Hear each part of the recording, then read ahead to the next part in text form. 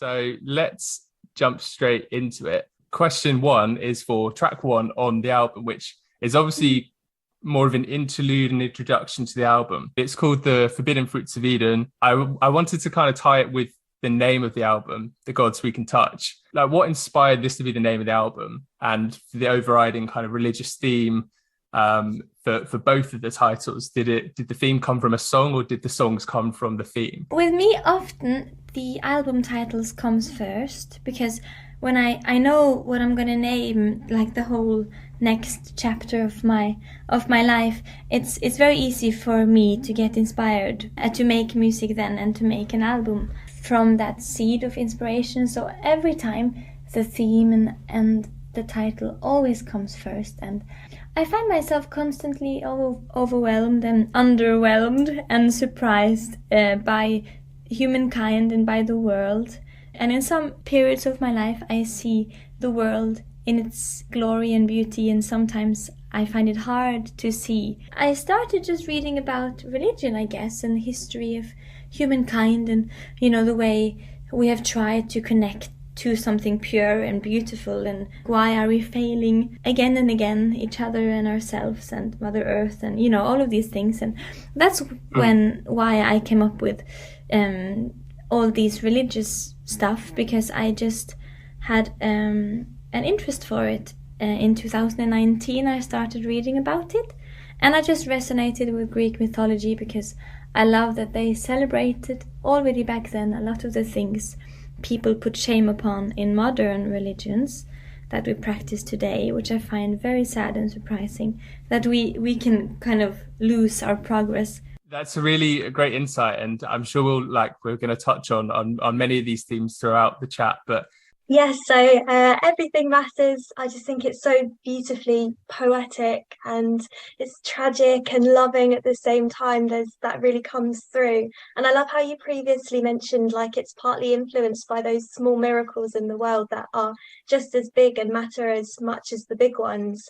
And with that in mind, like, what small moments do you personally picture Everything Matters sort of becoming a soundtrack for, and what springs to your mind? I'm imagining,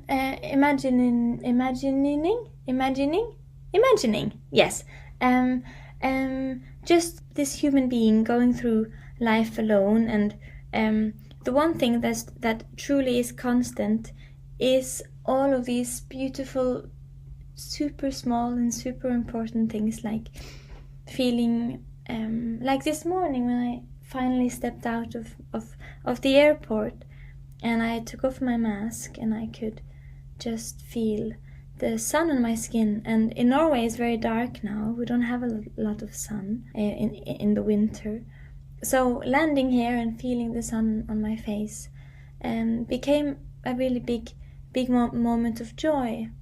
And also, like, small sips of fresh water, and kissing someone for the first time, or dancing, or when you forget where you are because you're so into a book, or just meeting people, smiling to people in the streets. You know, there are so many small and beautiful and so important things that I value so much more than so many of the big things, if that makes sense. Because people often ask me, like, oh, how did it feel to do this and that this celebrity person likes your music, or being at the Oscars, or but there's nothing there that is magical, you know, even though it may seem large.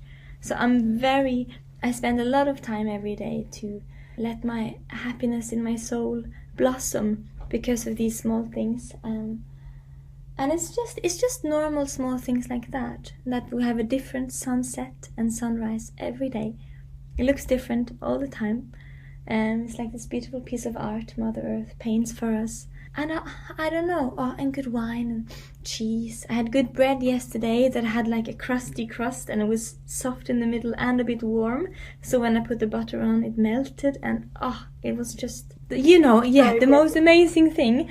And that makes me way more happy than a lot of these big things in life, which is good, because these are the things you can rely on every day, and they're there. So it has a lot to do with this individual journey through life and managing to see all of the beauty. Yeah, it's a very, very beautiful and very human answer as well. So thank you for that. Then track 3 is Izzy. When I was listening to this the first time, there was a line that really stood out to me, and it was, "But everybody cries and nobody comforts." And I feel like it really stings because we've all like felt that way at some point for whatever reason, especially like in the last 2 years. And the song talks this really isolating feelings. So have you felt those sort of really like sort of crippling feelings of isolation, and how did it feel like to sort of put that all out on one track, basically, like, because that's quite a brave thing to do? Well, it feels very meaningful being brave sometimes, and I love it when you write something and then you sing it in front of people and it feels uncomfortably honest, and it kind of makes you want to puke, yes. But it's nice also because that's also a part of life that I am happy to know the feeling of. I value all the things that comes along with being human, and I think for me, giving into the love, I think it's overwhelming. I think that's my biggest inspiration, feeling just really overwhelmed with your own battles in life, with managing through the day, with trying to accomplish something, trying to be good for the people around you, and trying to inspire yourself. It's very easy to be overwhelmed, I think, by being a human and looking at the world, and there's always someone having it worse than you out there, and it kind of takes away the that you will, that we dare to talk loudly about things, and that we dare to share the things we are going through. And it's very like, on top of feeling like shit, we have so much guilt for feeling like shit, because we want to save the planet, and we want to be an activist, and we want to fix the big problems like inequality and racism in our society. Especially our generation has so much on top, so much. There is so much pressure, and we all want to do so much, but then we can't because we're just overwhelmed by simply being alive. And I think that's what I thought about. I was just picturing all these people crying and not being able to care for each other and comfort each other, because it's just an endless loop of sadness. But it's not really like that, but it just feels like it sometimes. Over to Noah for Cure For Me, which is a huge banger. Thanks, Ben. Yeah, I think it would be wrong for me to ask about Cure For Me without mentioning how much of a massive tune it is. And I really do think that I fell in love with it at first listen. I've loved your work for a while, and I think on my show I've described your voice as like nymph goddess like, and I think really the ethereal nature of it is something that's so unique. But when I was researching the song, sort of the penny finally dropped to me about what it was about. Why is the message of queer positivity so important to you, and how did it inspire you or influence the creative journey of the song? Well, I think love makes human beings better. It proves in a very beautiful way and natural way how capable we are of putting ourselves aside for someone else, how capable we are of giving and, being more than just one person and connecting. And I don't know, love is one of the most beautiful things I find that I see in all shapes and sizes and languages.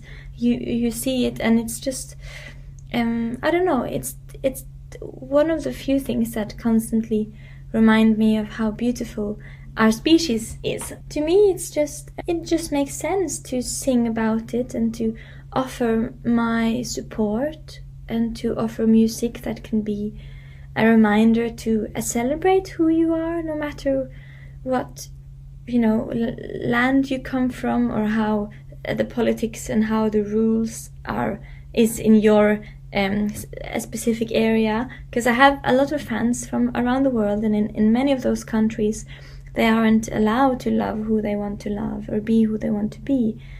And I guess it's just a beginning, isn't it, to everything else we want to offer and do better in this world.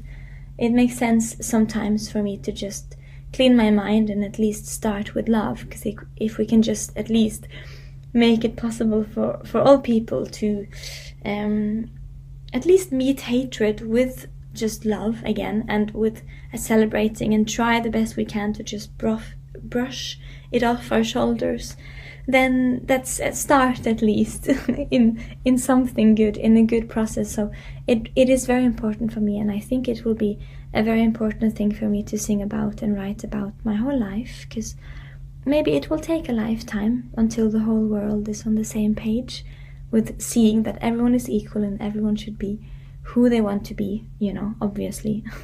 Over to Rebekka for You Keep Me Crawling. You Keep Me Crawling. I recognize the strong concepts that you write about being like trapped within like a relationship that's quite controlling. I get from the song. I also get the contrast of like the real beautiful string section that you have in there. For me, it kind of portrays how we kind of crave love, like an animal that you quote. And I was wondering, does this relate to your past song, Animal, from your last album? Well, it connects a bit, actually, because Animal is a lot about lust and the instinctive, how beautiful and dangerous lust can be, because it's a very different tool in all the different types of hands that exists in our planet.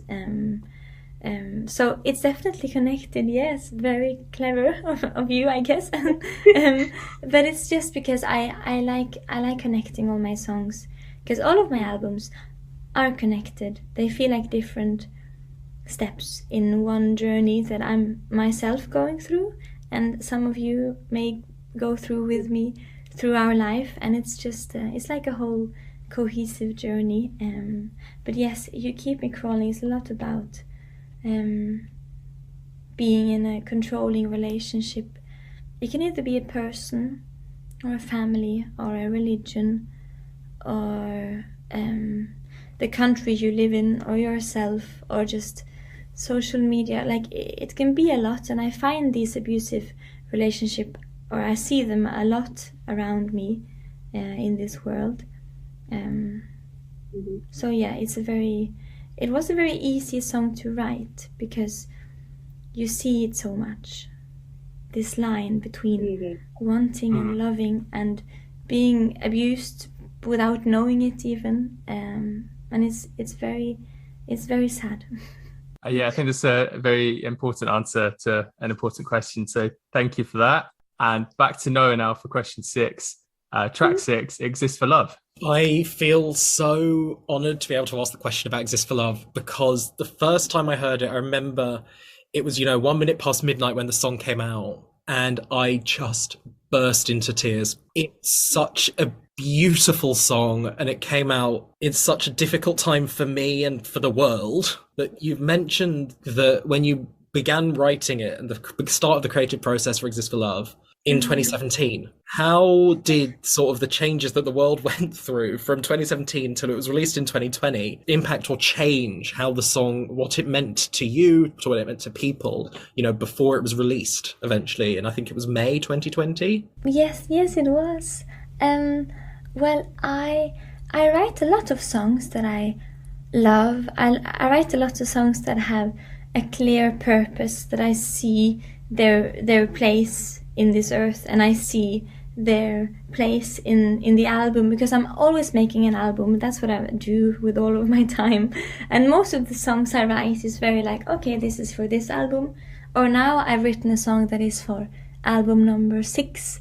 I know when things are coming, and sometimes I just write songs ahead of myself, and Exist for Love was one of those songs. I almost thought for myself for a time there that I would never show it to the world, and I kept it for myself for a long, long time, and then I recorded it in January 2020, and people in the studio, they liked it, and I just knew that when the virus hit us and a lot of people lost their jobs, their families, their freedom, themselves, it was really hard to see the world just collapse like that together. So I just thought it made sense to release a little love into the world, and that's why I decided to release a single just like 2 years before the album came out, which doesn't really make sense, but sometimes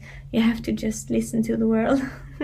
I don't think we could have waited much longer. It's definitely a very apt timing. So yeah, thank you for that, Noah. Track 7 is Heathens. I've got a question about Heathens. You've touched on this before, but I see you've mentioned it's about Eve taking a bite of a forbidden apple hanging from the tree of evil, and that the song's inspired by women like her who've historically been punished and burned just for being women. I'd love to know a bit more about some of the women that have inspired and shaped you throughout your life.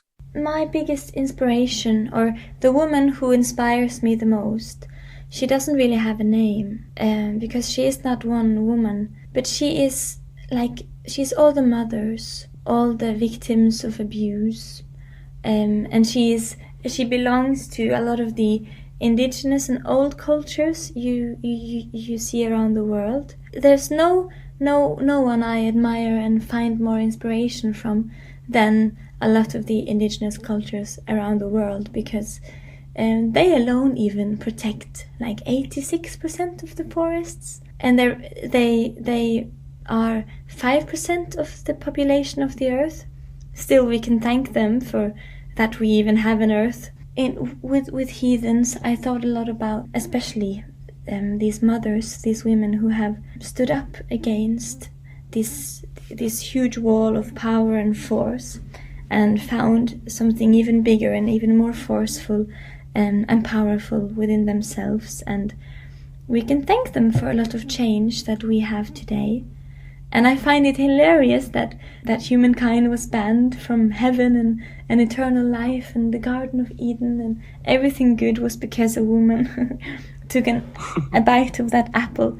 But still we can thank her for granting us knowledge and, and to decide for ourselves what is evil and good. So she gave us the greatest gift of what it is to be a free thinking, human being. But I just think it's interesting. But yeah, I'm inspired by a lot of women. Every single woman who has done an important thing, because all small things in the end is what becomes the big change. And that's the whole point, with that we all matter in every single process in fighting for something in this world.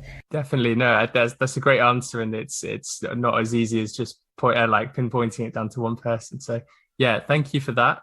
Over to Grace for track 8, The Innocent. Yeah, so as soon as I hear those piano chords on The Innocent, I just want to get up and just start dancing, I let loose, and it's very cathartic, just to sort of move out all that stagnant energy. And I just wanted to see what your favorite sort of go-to song was for when you just wanted to let loose and have a dance. I listen to a lot of The Prodigy and the Chemical Brothers mostly, because I don't really listen to music so much, but if I do, it's often the Chemical Brothers or the Prodigy.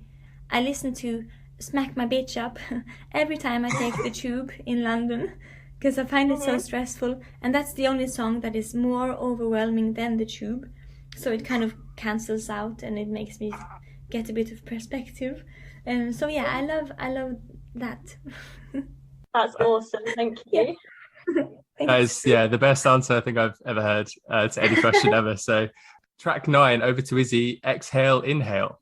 So when I first listened to this track, and then I was thinking about when I discovered your music, so I found you off the back of the John Lewis Christmas advert years ago, so when I was sort of 14, I think. But one of the things that I've always loved about music, I felt was just really, really exemplified on this track, was how there's sort of this really magical ethereal quality to it. So was this something that evolved naturally as you started making music, or was there always a plan to kind of have this really magical sort of fantasy type feel to your music, I guess? Well, thank you first of all. I'm very into magical things, and I think of music as a very magical thing. It's the most magical thing I've ever touched and been experienced in my life, because you can make a song out of nothing, and then we all understand it and connect to it, even babies. It's very magical. And I'll never understand why I find it so magical, I think. But yeah, to me music is very magical, and it's both an escape from the world when you need it, and a friend when you're alone, but it's also something that can give you tools to fight and to face the world at the same time. So I just thought that I knew from the beginning of my career that I want my music to offer the same thing to you guys that it offers to me, you know, that I wanted to offer the same escape, because sometimes we need to escape, but I want us also to come out of the song with light in our hearts and with like feeling like we are stronger and that we have the tools to face whatever we have to face. So it was definitely, it's just what I like, I think, and I'm a huge nerd, so I love all fantasy things, and I only read fantasy books, and I play a lot of fantasy games, and I'm very into, like, so maybe it's just inevitable. Amazing. Over to Noah for track 10, A Temporary High. So I've seen people compare A Temporary High to Leonard Cohen's One of Us Cannot Be Wrong. Oh yeah. And yeah, I had that kind of reaction when I saw that. And Cohen was famed for his sort of like elegy, like story writing in his songs and poetry, and it's something that I've absolutely noticed in your songs. So many of them are stories in and of themselves, as well as the sort of collective, I think you call them chapters, your albums. So what's the story of A Temporary High? Well, it's kind of a personification, or to me, she's a personification of something. I was thinking a lot about our current time, the world we live in. It's hard to keep up with her, and it's hard to understand her, but it's easy sometimes to love her, but sometimes she's dangerous, and the things that we love about her is not good for us, and sometimes the things we don't want is what is good for us. So it's a very confusing world, but very exciting as well. And I was thinking, like, if she was a woman, how she would have been. And then I wrote a song about this woman, this lady. She's definitely the personification of our modern time, of now. A Temporary High is inspired by the Greek god that had two faces, both one for the future and one for the past. And then Temporary High is about the now. Amazing. Track 11, over to Rebekka for A Dangerous Thing. So I absolutely adore the way you show the contrasts and contradictions that can come with like all forms of love, no matter whether it's, you know, love, friendship that you have. I was wondering, when you say like no love in the end, were you kind of referencing attraction to like a person, multiple people, and then saying how it could not really be a good thing in the end? I was thinking about many things. Mostly I was thinking about how often we are fooled. I don't know if that's the right word even, but how often we are made to believe that something that makes us feel good is good. Because I think we often get confused, and it's hard for us to understand what is good for us, what is healthy for us, what is actually helping us, and what is not. So to me, the first inspiration was people I've seen who have struggled with drug abuse and alcohol abuse, or they've been abused by alcohol and drugs. But then when I started writing the song, it went more over to also physical relationships between people, someone they thought they could trust and they couldn't, because it's very painful once you've let something or someone touch your heart, to realize that even though you love it, you love the feeling of something, like alcohol or drugs, or you love the feeling of being near someone, or you want and need the safety or the, you fear being alone, walking alone in this world, and trying to kind of differentiate between the feeling it gives us and understanding that, but I know at one point I'll have to let it go because I'm losing myself in this process. It's a very painful process to go through because you have to disagree with your heart. even though your heart doesn't always know what's right for us.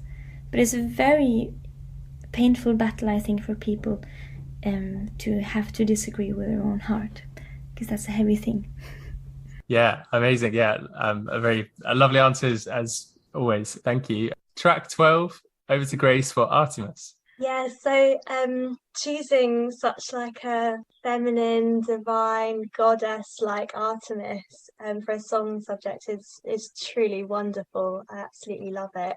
And what drew you to her out of all the Greek gods and goddesses, to centre this song around? Well, I loved her story.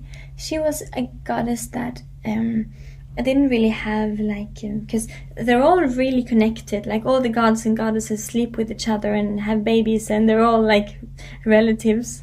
But she was very independent, and she just stood by herself, and I just really liked that. And I liked that she was a hunter. She's a hunter, and that she's the moon goddess, because I'm Aurora, and the goddess Aurora is sister of the moon, so she felt kind of like a sister.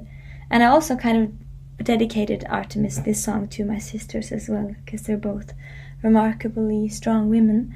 And I think, I don't know, she also takes care of the children and the lost ones, and she cares a lot for the world and for nature.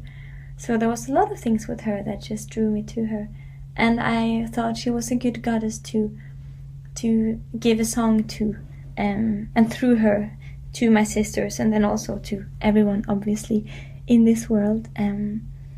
But she's a fascinating woman, this Artemis that I write about. It's a very, very fitting tribute. And track 13 is Blood in the Wine. So would you say that, because I know you've talked about it being about how we must find the divine power in ourselves, and it's inspired by the Roman god of agriculture, wine and fertility. Would you say you've come close to finding that sort of power within yourself? And if so, when would you say you first noticed it? Well, yes, I noticed it when I think I was 13, because I understood how large I can be and that I can do everything.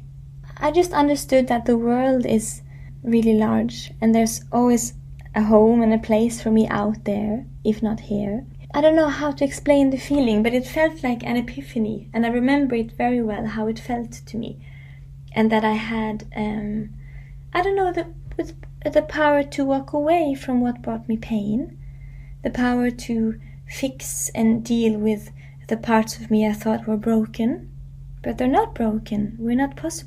It's not possible for any part of us to break. It's all fixable and mendable. And I understood that when I try my best, it's good enough. And I understood when I'm depressed, I don't need to do anything, because there's always, every day there are these small things we are made to believe is important, like going to school every day and doing the work every day and, cleaning the house or whatever every day. I don't know what people do, but it's all of these small tasks that we feel bad about for not doing. And I realized very early in my life that I made like a pledge, and I will never make myself feel bad for the things I cannot do, when simply surviving is all that I can muster. So it's a thing I've carried with me for a long time, this feeling of that I can be untouchable if I want to. I don't have to care so much about what people think, about fitting in, as long as I'm happy and I do something that feels honest and real. I don't know. I don't even know if I answered your question, but... You certainly have. I mean, I was going to say, this sounds very cliche, but it's genuinely a very inspiring thing to hear you say. And I think the fact that you felt something that not everyone maybe feels in their life, but you're willing to share it, especially in your lyrics and your songs, is a really sort of honourable thing to do. So you smashed that answer. Track 14, This Could Be a Dream. I guess I kind of got the impression from the song, a kind of sense of like feeling lost with your surroundings and feeling disconnected from yourself as a person, and I really related to that. Would you say that you've ever experienced that yourself, like depersonalization, derealization? Yes, definitely. I've had, like, even though I've been very at peace with, like, okay, this is how I connect to the world. I can do what I want. I don't have to care so much. People don't think I'm, I've had a very calm peace within myself in how to deal with everyone else. But still, that doesn't really change your own journey with yourself, which can be problematic at times. I've been trying many times in my life to write well enough about when you look at yourself in the mirror, in your eyes, and after a while you don't understand what you're looking at, and you don't recognize who's looking back at you, and it's just very strange. It's very like outer bodily experience, and I find it very fascinating. But I've had all of these emotions, and I also I've noticed throughout my life, like at times where life has just swallowed me, and you realize that you haven't been able to be yourself fully for a long time, because something or someone is swallowing you whole, and it's just exhausting. And I've seen it in myself and people I love and people I'm still learning to love, that it's really hard to blossom and to be who you are. And even when you try to be a social, you don't recognize yourself. You're not as funny or like free or out there as you think and know you can be, because you are just fighting to basically stand up. And that's what I mean with the lyrics in the song, that I get back up when the wind is strong, but I wish I knew how it felt to run, which doesn't even rhyme, but it's a very important thing for me to acknowledge that I understand and I see all the people out there who are just fighting to just stand up, and they don't even know anymore how it is to dance and to run, because they never get the chance to. And it's just, people with mental illnesses, people with just never get the chance, and it's just really sad. And that brings us on to the last track on the album. And just before I ask the question for this one, I just want to say a huge thank you to you for your time here, and also a huge thank you to Grace from Radio Sonar, Izzy from Livewire, Noah from Bale Rig, Rebekka from Rusty's, for their questions too. I know they're all huge fans of you. Thank you for your time as well. Like, it was lovely to talk to you. I loved your inputs and questions. It's always nice when you get pleased intelligently also in an interview. I really adore all of you. So it was very nice. Thank you very much. If there's time to just ask about track 15, A Little Place Called the Moon. It's a very instrumental heavy dreamlike song that sounds almost like a chorus of angels, I've said. So my last question is, what do you hope the listener takes away from this album, having experienced all of these songs? I just hope people learn to remain playful, because life is very playful, and it's so much easier to not be disappointed, to not be intimidated, if you just treat more things more as a game and a playful thing. Like people who get their life, their sexuality taken away from them, I hope they know that they can always reclaim it, that no one else owns it but themselves, and they can still be playful with it. They can be playful. We can all be playful with the things we are ashamed of, with the things that makes us feel weird and small. We shouldn't be like, people beat themselves up for eating chocolate in the week. Like, who decided that we couldn't eat chocolate in weekdays? Why did we do that? It's so sad. Why? And it's just like all of these things that brings us joy and pleasure, things we don't understand with ourselves, our own sexualities, our own bodies. I just want people to really feel free in who they are, and know that the whole bloody point anyways is that we are biologically designed to be perfectly unique. That's the whole point of us. And if you are perfectly unique, then you are a success. And you are, because there's no chance for any one of us to not be unique, because that's just how it is in this life. I don't know. Just spend time in the right things. Spend energy in the right areas, not care too much about how we look and what we should look like, what we should be doing, and try to just play more around with life, because it's just a miracle to be alive at all. And some people die when they're not even, a year old, but we're still here and we get the chance to at least live for them. And life is really fun. It sucks sometimes, and that's okay too. At least we have like friends in the office, we can watch these things when life sucks. I don't know, I guess playfulness and freedom, and stop feeling ashamed for things that could be just enjoyed and positive. I don't know, it's a very huge thing, and I know it doesn't really make sense, but I think that's how short I can say it. No, that makes perfect sense to me, and all I'm hearing is you have Aurora's permission to eat that bar of chocolate midweek, so go and do it. So masturbate more. So important. It's so good. Yeah. Amazing. So this is the final track on the Gods We Can Touch, A Little Place Called the Moon. Thank you so much, Aurora, and thank you for listening.